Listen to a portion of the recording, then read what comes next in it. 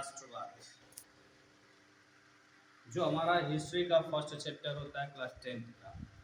Europe में राष्ट्रवाद यानी राष्ट्रवाद के बारे में हमें पढ़ना है। तो यूरोप का जो राष्ट्रवाद है या राष्ट्रवाद, राष्ट्र के प्रति प्रेम की भावना को ही हम लोग कहते हैं कि यही राष्ट्रवाद होता है। इसमें हम लोग बात किए थे नेपोलियन का। नेपोलियन का जीवन काल कब से कब तक का रहा था, ये भी दृष्टिकोण देखा गया था। यूरोप के राष्ट्रवाद में सहायक तत्वों को देखा गया था। 1789 में फ्रांसीसी क्रांति जो हुई थी, वह फ्रांसीसी क्रांति क्यों हुई थी यह भी बताया गया था एक वीडियो में। लेकिन इस वीडियो में फ्रांसीसी क्रांति के परिणाम को पुनः बताया जा रहा था, इनके कारण को पुनः बताया जा रहा था कि जो समाज था, फ्रांस के जो समाज थे वो 3 वर्गों में विभक्त थे। एक कुलीन वर्ग था, एक पादरी वर्ग था और दूसरा निम्न या मजदूर वर्ग था। ये बात रही थी और तीनों वर्ग के बीच में असमानता थी, उनके विचारों का कोई बात नहीं था। जो समाज था, समाज जो था वो समाज 3 वर्गों में विभक्त था।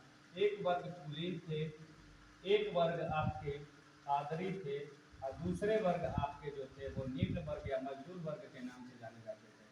1789 फ्रांसीसी क्रांति की बात करी जा रही है। फ्रांसीसी क्रांति 1789 में प्रश्न आता है कि कौन सी क्रांति हुई थी, तो 1789 में फ्रांसीसी क्रांति हुई थी। 1789 में फ्रांसीसी क्रांति हुई थी। इसके बाद से 1804 से 1815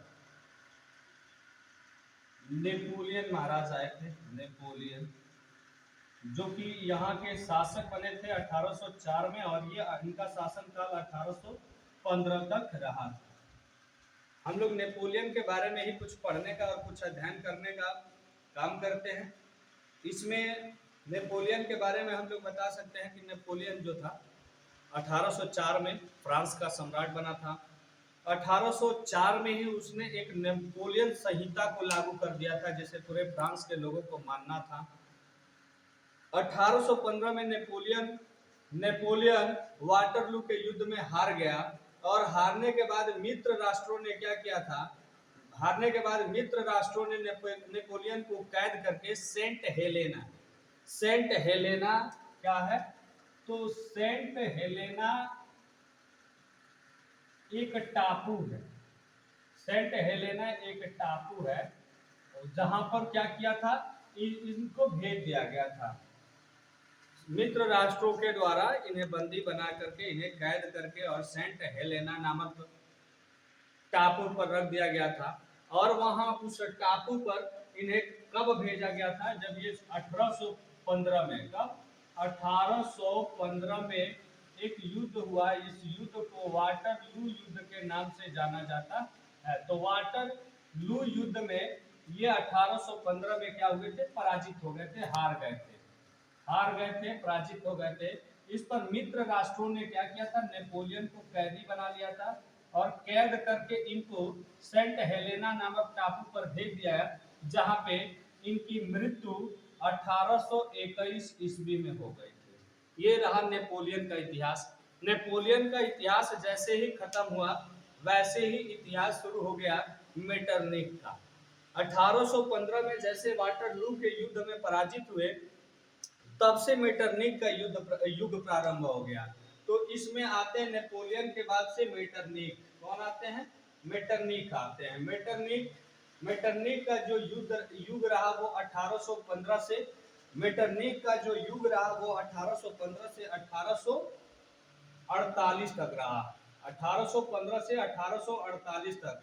ये प्रश्न भी दिया हुआ है किताबों में कि मेटरनिख का युग क्या है। तो मेटरनिख का जो युग था वो 1815 से 1848, जितना दिन मेटरनिख ने शासन किया उसी को मेटरनिख का युग कहा जाता है।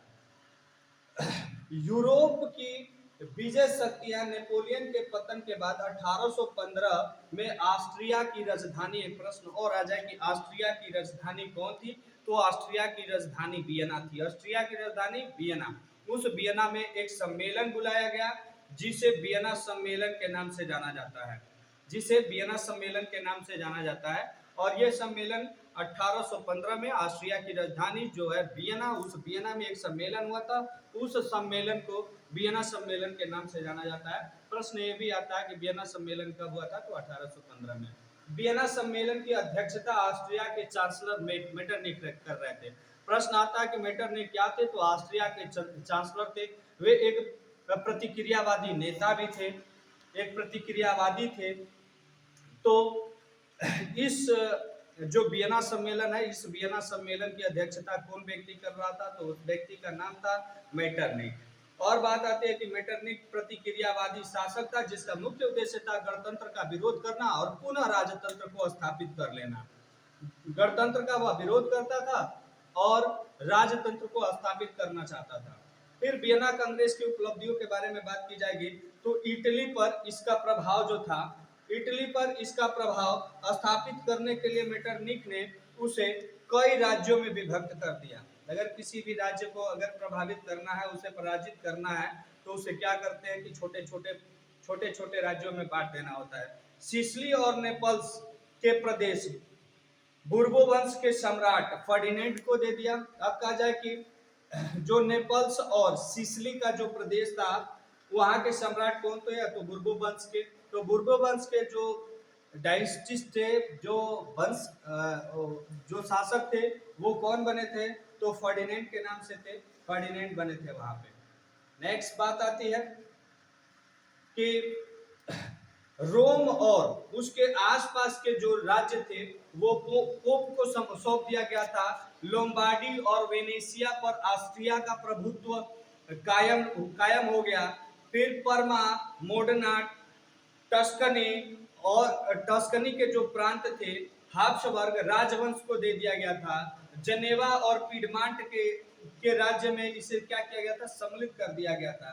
जर्मनी में 39 रियासत का संघ कायम रहा, जिस पर ऑस्ट्रिया का अधिकार स्थापित किया गया तथा हर संभव प्रयास को किया गया था। बात आता है और कि 1830 में भी फ्रांसीसी क्रांति हुआ था। तो उस क्रांति का क्या परिणाम निकला था, तो उसमें चार्ल्स एक्स जो थे, चार्ल्स वो फ्रांस की गद्दी को त्याग दिए थे और इंग्लैंड पलायन कर गए थे। फ्रांस में बुर्बो वंश का अंत हो गया था। और भी है कि आयरलैंड वंश में लुई फिलिप का शासन बनना, उदारवादी और संवैधानिक राजतंत्र की स्थापना करना, फिर मेटरनिख की व्यवस्था को चुनौती देना, ये सब उसका मूल कारण रहा था।